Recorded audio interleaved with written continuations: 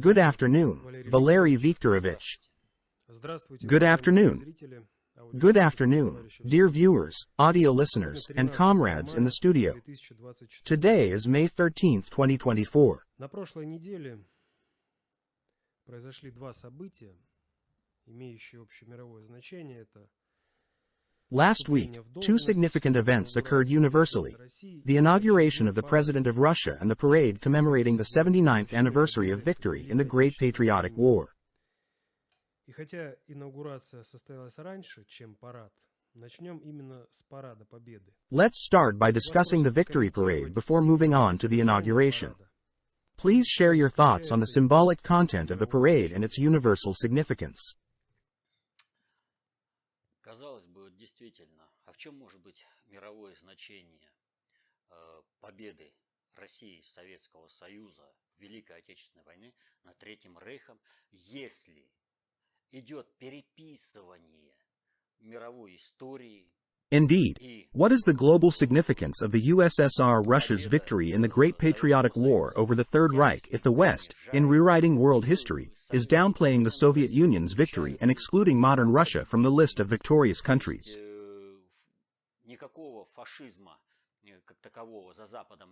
That is, the West does not acknowledge fascism within itself. While the Third Reich was defeated, Germany is now experiencing a resurgence and denying historical responsibility. But Russia, once labeled as a regional power, held its parade. What impact could this have on a global scale?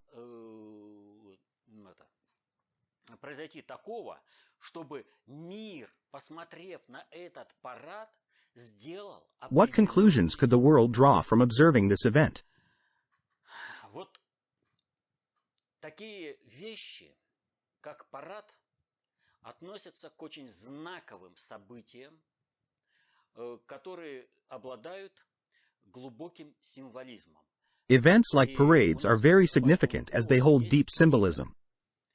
Которое называется «Государственные символы и государственный суверенитет».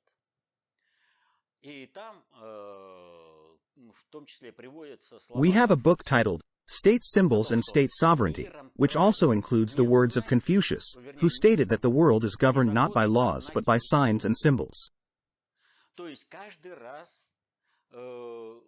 Какое-то символьное значение, символическое событие, оно посылает миру огромный. Therefore, every symbolic event conveys a vast amount of information to the world, shaping certain behaviors.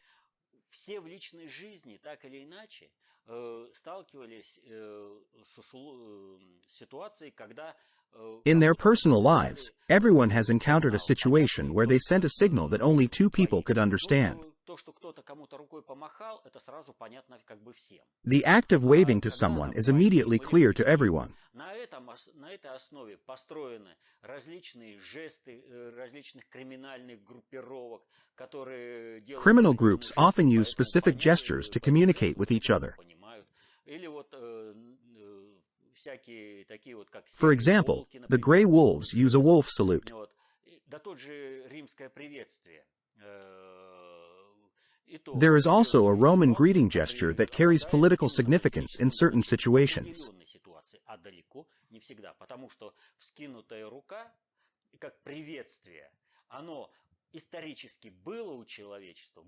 However, the raised hand gesture has a historical and universal association with greeting in human culture, regardless of attempts to politicize it. While it may be appropriated for political purposes, its essence as a greeting gesture will persist through changing political landscapes.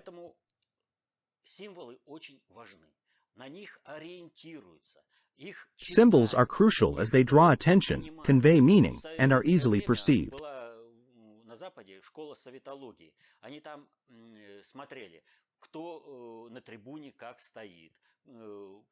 In the past, a field of study called Sovietology emerged in the West during the Soviet era, and scholars would meticulously analyze photographs to decipher the hierarchy and relationships among individuals based on their positioning, proximity, and order on the podium.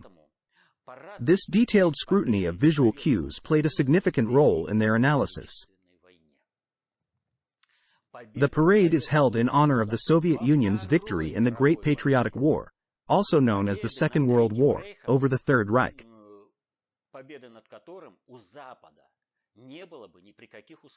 The Soviet Union played a crucial role in defeating the Third Reich, a victory that the West would not have achieved without the Soviet Union's efforts. However, its role is often overlooked in current discussions.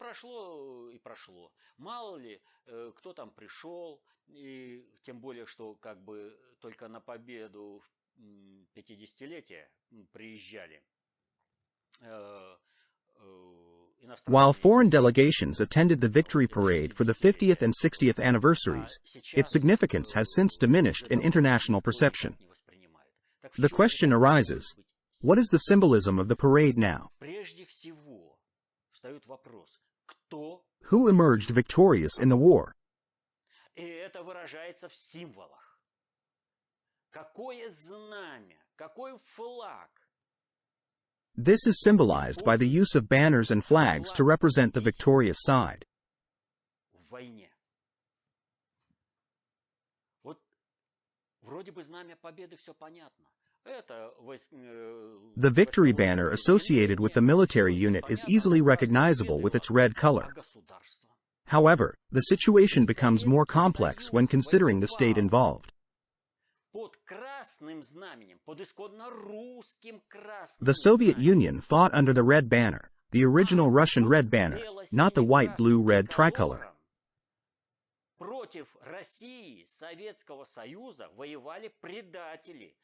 Traitors who fought against the USSR Russia were given the tricolor flag by Hitler.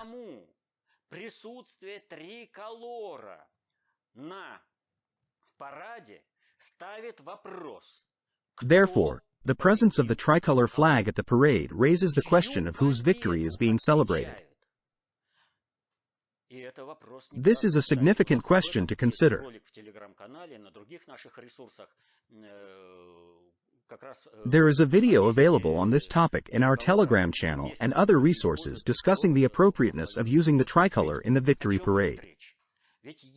What is the essence of this question? If the tricolor had emerged victorious in the Great Patriotic War, Russia would not exist today.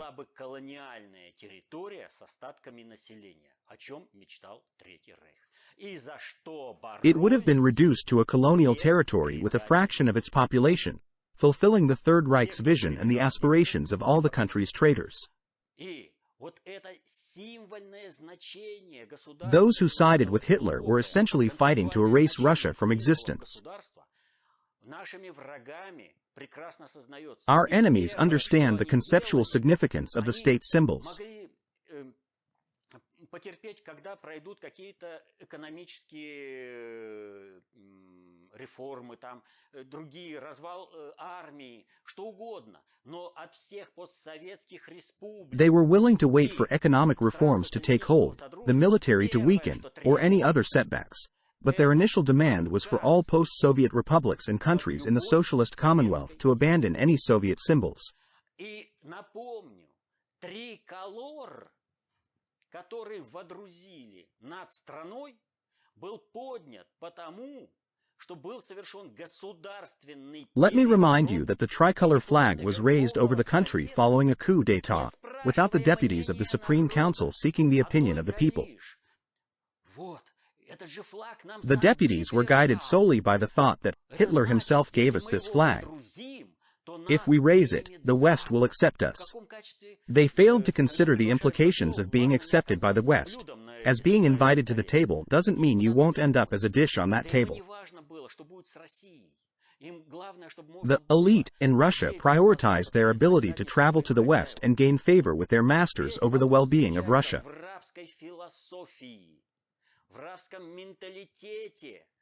This reflects a slave mentality and philosophy within the Russian elite, contrasting with the Russian people, who do not share this mindset.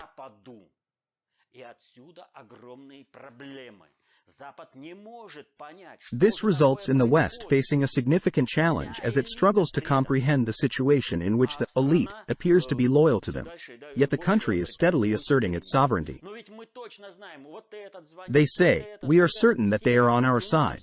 They all pledge their allegiance to the West." But the country continues to develop.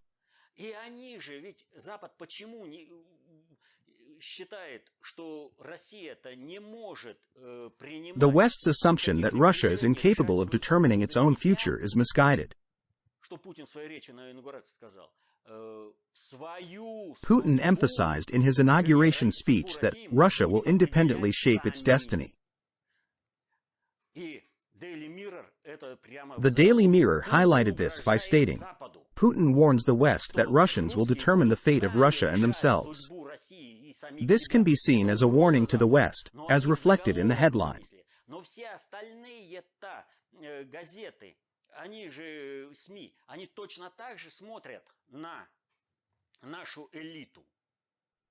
However, all other media view our elite and our country in the same light.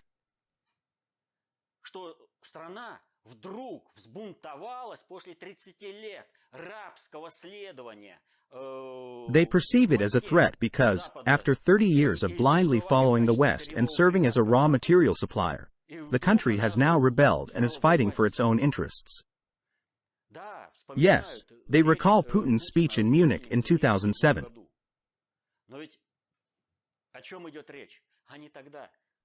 But what exactly was said at that time? The louse that roared. We'll crush it.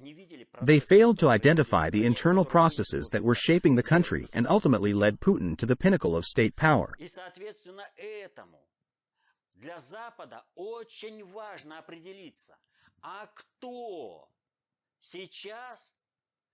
Therefore, it is crucial for the West to determine who is currently shaping the state's policies: the people who seek to control their own fate and that of their state, or pro-American puppet elites. У нас памятник Победы, которому были брошены знамена поверженной Третьего Рейха, закрыт фанерой, то есть мы отказываемся от своей победы. Если впереди знамени победы... The fact that our victory monument, where the defeated Third Reich banners were discarded, is now covered with plywood, symbolizing a surrender of our victory, and the presence of a white-blue-red tricolor flag in front of the victory banner indicates that the country is being governed by Vlassovites, traitors, and pro-American lackey elites, who are willing to submit the country to the West in order to revert it to a mere supplier of raw materials, a state the country is moving away from. This shift is of utmost importance. Organizing a parade is no simple task. Это должно быть целая серия различных мероприятий, на основании которых можно судить, а получается у подпиндосных элит. It is important to assess a variety of events to determine whether pro-American lackey elites are undermining Russia's sovereignty. The May 9th celebration left me feeling disturbed. Смотря на все мероприятия, которые проводились, праздничные, концерты и все прочее, я видел одну вещь. Превращение из праздника... As I observed the holiday concerts and other events, it seemed that May 9th was being turned from a joyous occasion into a day of sorrow, grief, and mourning.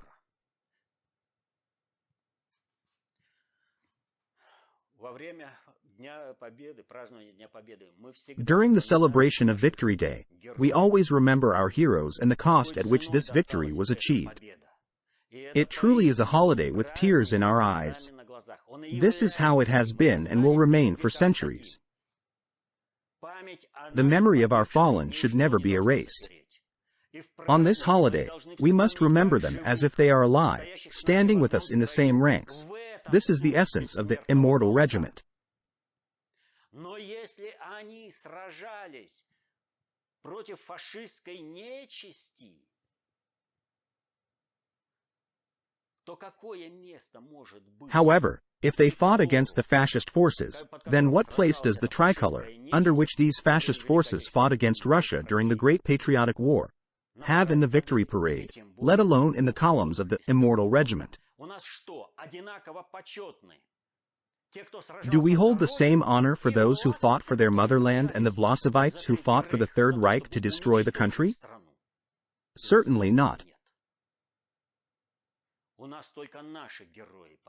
Only our heroes are honorable to us, and therefore there is no place for this tricolor at these events. But let's see what Soviet songs they sing.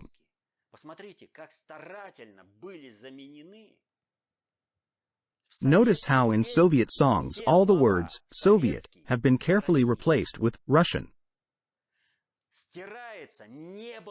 It erases the fact that there was the Soviet Union. It was Russia that was at war.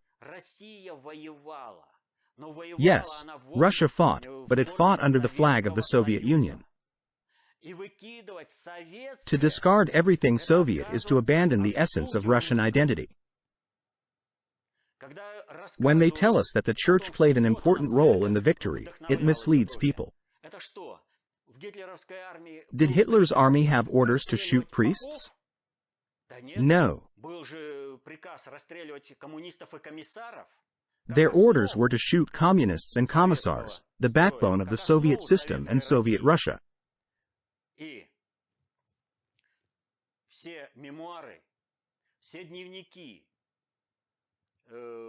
What did our enemies note in their memoirs, diaries, and letters?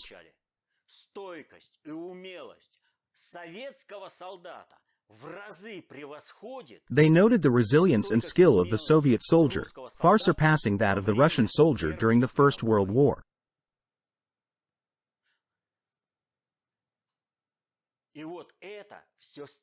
Now all of this history is being erased and discarded, with the Soviet Union being dragged through the mud. And from this perspective, was it even worth fighting at all? Why bother? It's a day of mourning and sorrow, it turns out.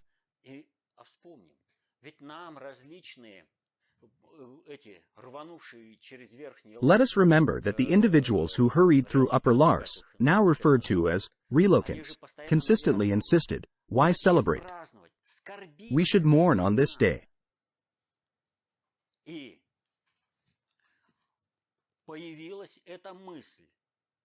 This thought did not arise recently, but has been present for a long time.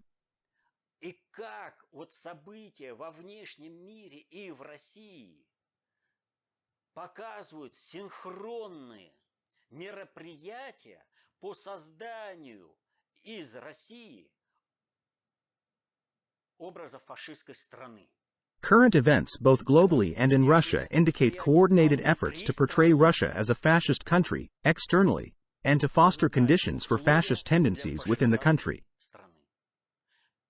И, пожалуй, первым, кто конкретно поставил, сформулировал ситуацию, что 9 мая это является день траура, скорби и печали, что Третий Рейх не смог победить. And perhaps, the first person who explicitly stated that May 9th should be a day of mourning, sorrow, and sadness, due to the defeat of the Third Reich and the victory of Soviet Russia, the Soviet Union, while June 22nd should be a celebration, was Ilyin.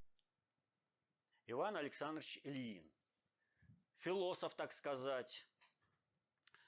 Ivan Alexandrovich Ilyin, the so-called philosopher, and the center named after him, which is led by Dugin himself and has received worldwide PR. He is often portrayed as a representative of Russia and is referred to as the brain behind Putin. И вот мы уже неоднократно говорили про Ильина, центр Ильина, про Дугина. И, казалось бы, все закрыто. Но события, как внешнеполитические, так и внутриполитические, они эту тему... We have discussed the Ilyin Center and Dugin before, but recent events in foreign and domestic policy keep bringing up this topic. А что вообще делают Ильин, Дугин and Company Therefore, we need to understand what Ilyin, Dugin, and their associates are doing in relation to May 9th. Is this a holiday for them? Так вот, Ильин, это Ильин, Дугин, это известный So, фашист. Dugin is a well-known fascist, and he has never denied being one. I have not heard any statements from him to the contrary. Оправдываться он пытался. He has attempted to justify his beliefs, but he has not renounced his fascist ideas. И вот в 92 году, в 92-93 году он издавал журнал «Элементы». И вот в первом номере In 1992-1993, he published the magazine Elementi, and in the first issue, he wrote, "Fascism interests us from a spiritual, idealistic perspective as an ideology that seeks to overcome class conflict in society by emphasizing the national factor." I emphasize, an ideology that seeks to overcome class conflict in society by emphasizing the national factor. We are also drawn to the notions of heroism and self-sacrifice of an almost chivalrous nature, which are integral to the fascist style. However, the totalitarian, repressive, and chauvinistic aspects present to some extent in historical Italian fascism and German National Socialism are completely unacceptable to us. А я напомню, что такое фашизм в определении концепции общественной Let me refresh your memory on the definition of fascism in the conception of public safety, and then we can explore how it aligns with Dugin's writings in the inaugural issue of his fascist magazine. Концепция общественной безопасности определяет фашизм как один из типов. The conception of public safety defines fascism as one type of public self-governance culture that can only exist in a crowd, elite, society. О чем говорит What is Dugin talking about? He is discussing overcoming class confrontation in society, that is, preserving the crowd, elite, society. Суть фашизма как такового, вне зависимости от того, как его называть, какими идеями он прикрывается, какими способами осуществляет свою власть в обществе. The essence of fascism, regardless of what it is called, the ideas it hides behind, and how it exercises power in society, is the active support by the crowd of little people, according to their ideological conviction, of the system of abuse of power by the elite oligarchy. This elite oligarchy presents unrighteousness as supposedly true righteousness and, based on this distortion of truth, manipulates people's worldview. With all its power, it cultivates unrighteousness in society, hindering people from reaching their humanity. The same oligarchy, under various pretexts, uses all its power to suppress anyone who doubts the righteousness of itself and the policies it is pursuing, as well as those whom it merely suspects of doing so.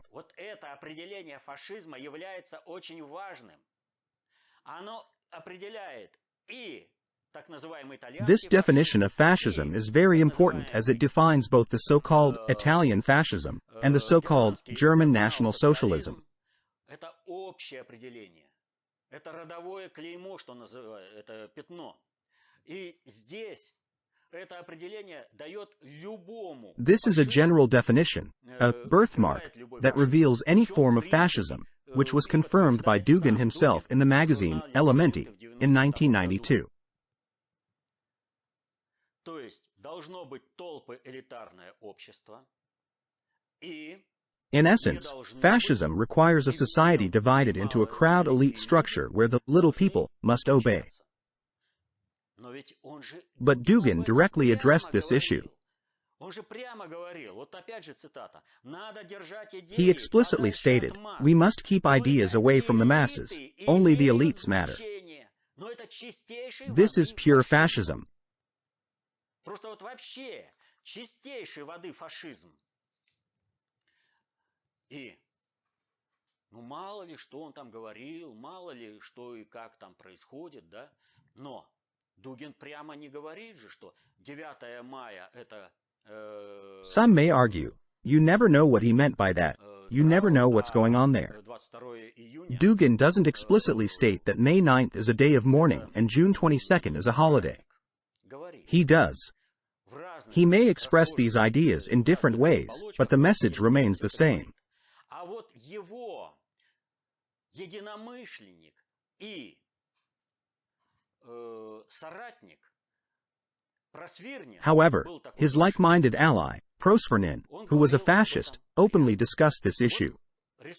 Prosvirnin's online platform was named Sputnik and Pogrom. According to him, Sputnik symbolized the triumph of the Russian intellect, while a pogrom symbolized the triumph of the Russian spirit. Is a pogrom truly a triumph of the Russian spirit? The Russian world encompasses all peoples and preserves all cultures. Pogroms are exclusively a Western phenomenon. This is a completely Russophobic narrative about Russian pogroms. The pogroms that occurred in the West even culminated in the Holocaust.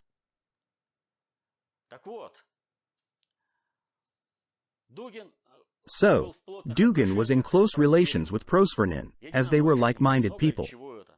Так вот, Просвирнин, когда началась активная фаза замещения, превращения 9 мая в день траура и скорби и превращения 22 июня в день праздничный. Эта фаза в государстве During the active phase of turning May 9th into a day of mourning and sorrow and turning June 22nd into a holiday, this phase specifically began in the state and is designated as June 22, 2012. Prosvirnin published a manifesto of Russian fascists on his website on that day.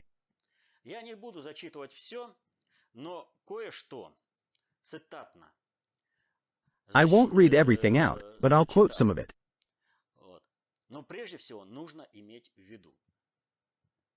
First and foremost, it's important to note that Prosvirnin pathologically hated the Soviet Union, Soviet society, and Soviet history. However, he also valued Russian achievements.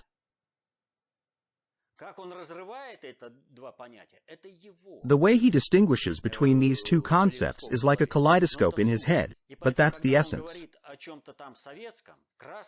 Therefore, when he discusses anything Soviet or Red, we must remember that he fundamentally disliked the fact that Russia was saved from disaster.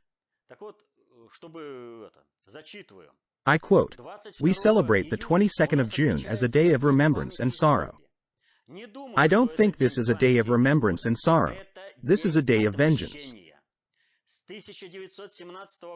Since 1917, the Soviet government, consisting of Caucasians, Jews, Balts, Asians, and other minorities, along with the most stupid and vile Russian peasants, destroyed the Russian people, Russian culture, and the Russian state. Let me remind you that this resource is called Sputnik and Pogrom.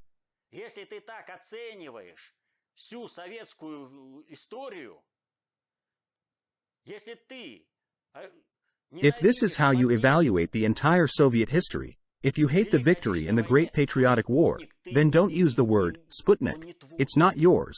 It belongs to the Russian people, the very ones you call vile and stupid. Continuing the quote, on the 22nd of June 1941, white Europe returned to Russia. The sky darkened with planes, the ground trembled with tanks, and the trees rustled with laughter. Hundreds, thousands of ranks of the Russian Imperial Army, who willingly joined the Wehrmacht, the SS, or formed their own units, laughed. The White Russians were coming back to the Red Soviets. Without pity, without mercy, no sentimentality, without a hint of sympathy. All party members were mercilessly slaughtered. Those who collaborated with party members. Those vaguely associated with party members. There was no mercy for anyone. The Soviet scum felt the cold, bony fingers on her throat. Russian fingers. For the Germans, it was a war for world domination and other motives. But for the Russians, it was a war of annihilation. Total. Final. They, referring to those who joined the Third Reich, massacred them, burned them alive, and laughed. They drank the death of the Reds and could not satiate their thirst, the thirst that consumed them, driving them from mound of corpses to mound, from hill to hill, from peak to peak, from flesh to flesh. And there was always too little flesh. The author directly addresses the actions of the Vlassovites in Russia, highlighting their relentless pursuit of destruction and death.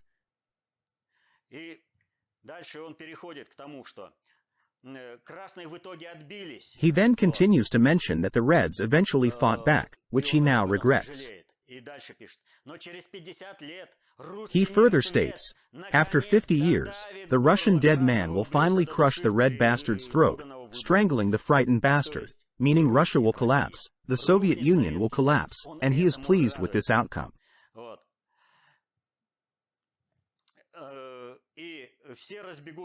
Everyone will flee in terror from the horror that has gripped their hearts.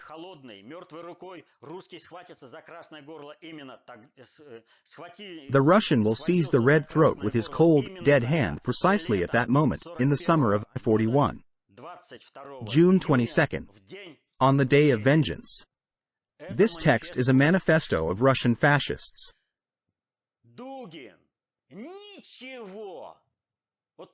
Dugin did not raise any objections in response. He is supportive. However, all of this was based on the works of Ilyin, the very same Ilyin whom Dugin now promotes.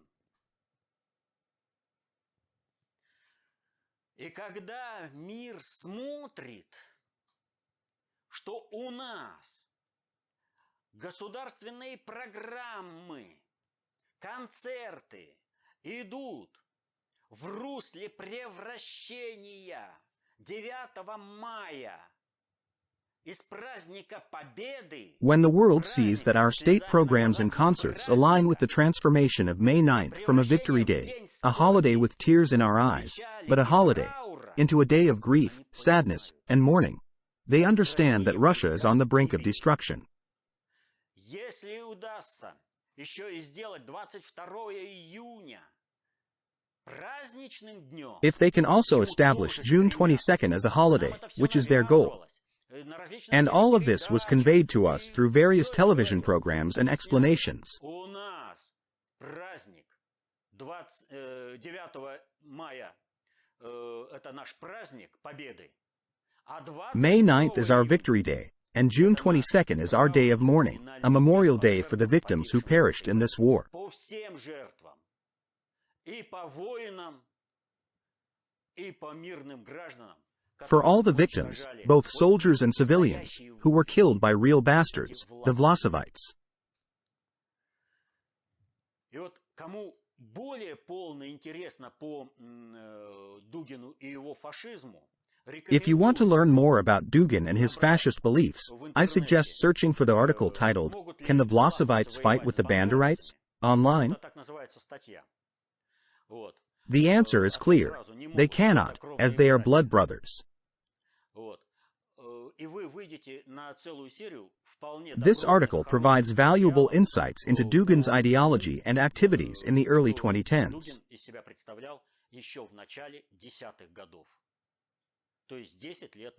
You will find a range of informative materials discussing Dugin's fascist views and practices from a decade ago.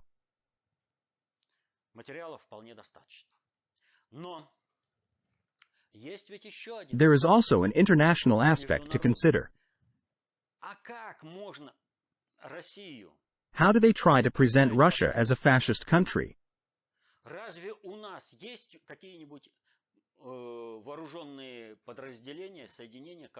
Are there any armed groups within our country that promote fascist beliefs and the idea of racial superiority? No, we do not have such groups. Russia is a multinational country, and our armed forces are also multinational. Вооруженные силы – это один из главнейших инструментов, который работает на установление межнационального. The military plays a crucial role in promoting interethnic harmony in our country, despite attempts by various ethnic criminal organizations to disrupt this and incite civil unrest.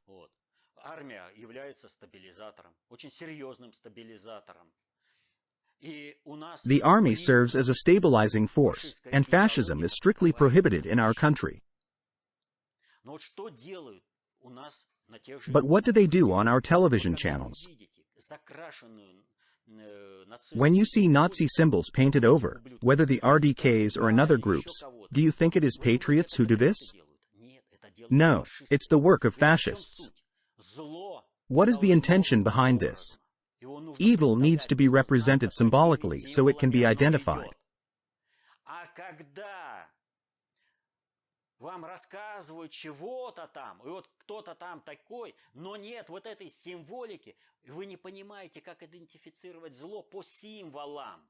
Вы становитесь беззащитными. Without these symbols, it becomes challenging to detect and combat evil until it impacts you directly. This is why they hide Nazi and fascist symbolism, to hinder early detection and assessment of evil.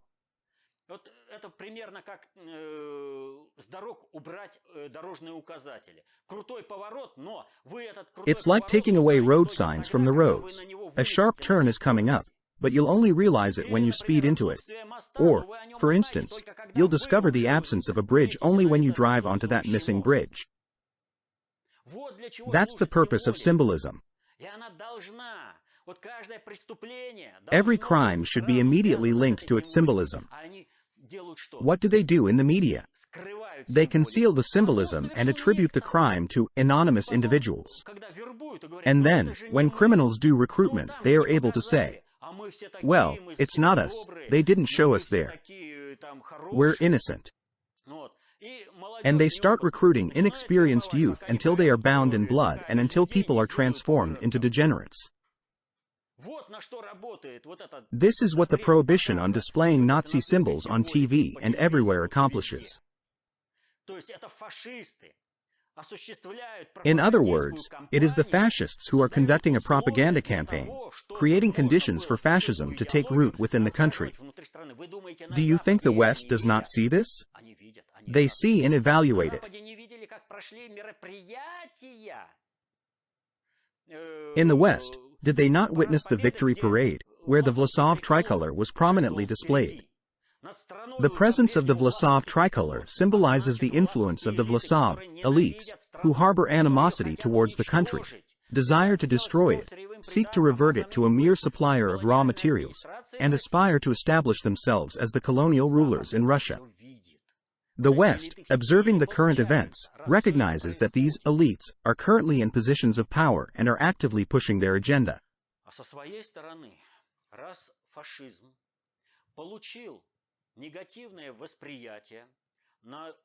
And finally, considering the negative perception of fascism, why did fascism receive negative connotations globally?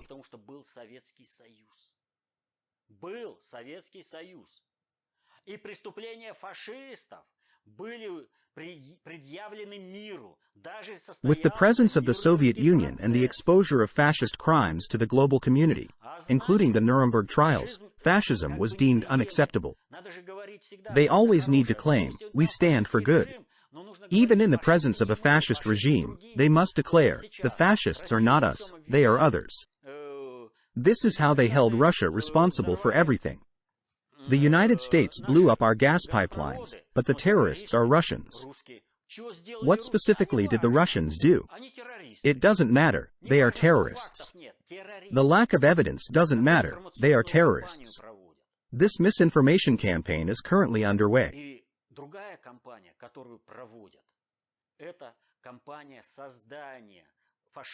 Another ongoing campaign aims to portray Russia as a fascist state on the international stage.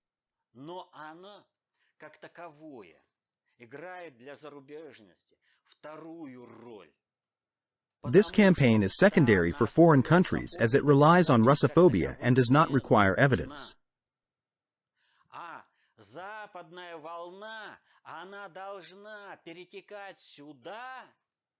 The intended consequence is that this Western narrative may also have an impact within Russia itself. Что мы видим? На 9 мая Зеленский обращается к украинцам For example, on May 9th, Zelensky addressed Ukrainians and declared, they celebrated on May 8th, evil has been reborn, and its name is Russian fascism, or RF for short. The term, Rushism, is being used to fuel this narrative. Just so you're aware, this image is being shaped in the West, and within the country, people are starting to assess its accuracy. Suddenly, a center named after a fascist philosopher emerges. Remove fascism from all of Ilyan's writings, and there will be very little left. However, his insights on the Russian language and spelling are still worth considering. While not everything he says may be agreeable, some of his thoughts are reasonable. Without fascism, Ilyan's work would lose much of its substance. At what level is this done? At the state level. At what level is fascist symbolism erased? At the state level. Although various individuals on different TV channels are engaged, the main activity takes place at the state level.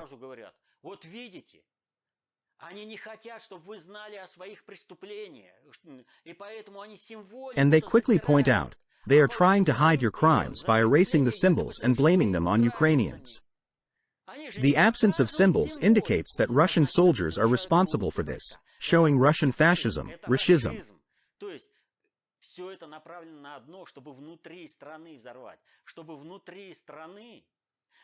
All of this is aimed at one thing: to foment discord within the country, to alter the Russian people's character.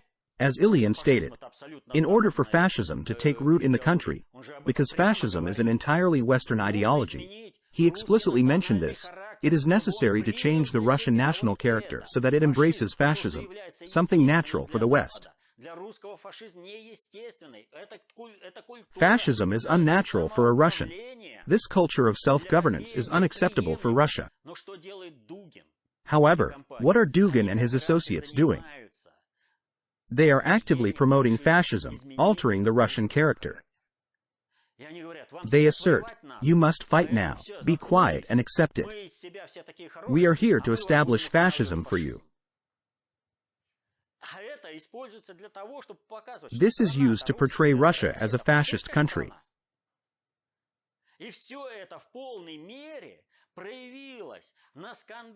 All of this was fully manifested in the scandal around the Ilyan Center, which was specifically timed for this purpose. Originally, they had planned to proceed differently on May 9th, to present it all in a different light, so that fascism would triumph completely. This is evident in all the prepared concerts, programs, and other activities.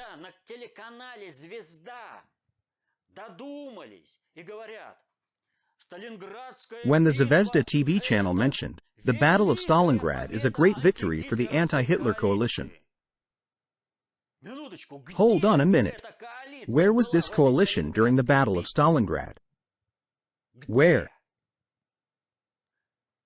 And Lend-Lease still didn't function properly. It was only when they were convinced that everything was over for Germany that Lend-Lease began to work more or less systematically. What was the nature of Lend-Lease? It was dependent on offensive or operational needs. Lend-Lease support would pause during operations and resume once they ended. This required equipment to be repaired and maintained when it was needed for the new operations. This was the way the West provided support for us in everything. Meanwhile, Hitler was granted the full extent of Lend-Lease assistance. They usually remain silent on this issue.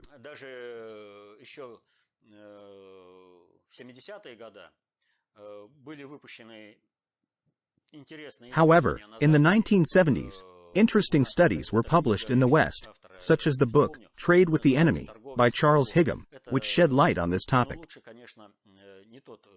It may be beneficial to seek out a different, less sanitized version of this history for ideological reasons.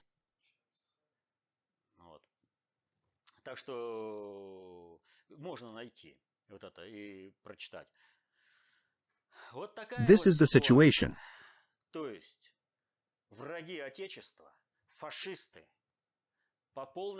The enemies of the fatherland, the fascists, are actively pushing for the country's fascist transformation.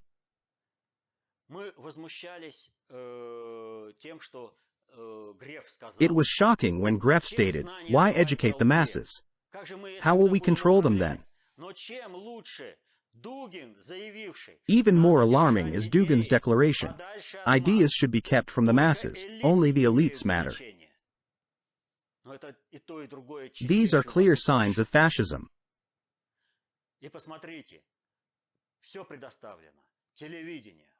They have all the tools at their disposal: television, radio, and mass media, all geared towards the propaganda of fascism.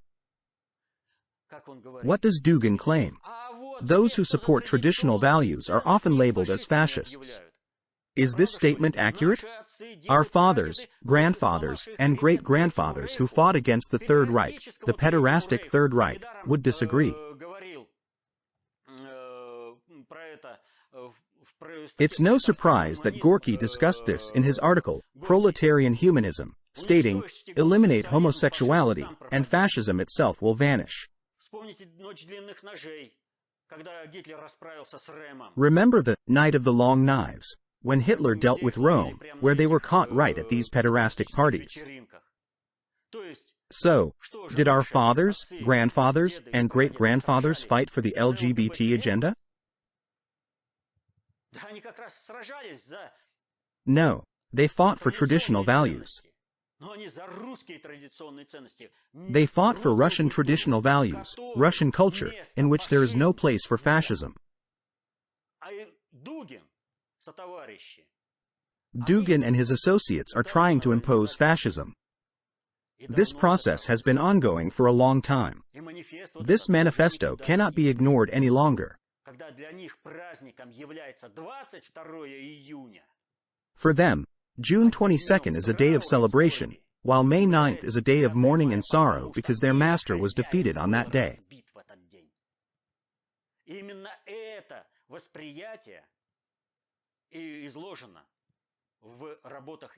This perception is detailed in Ilyan's writings, which Dugin is currently imposing on society.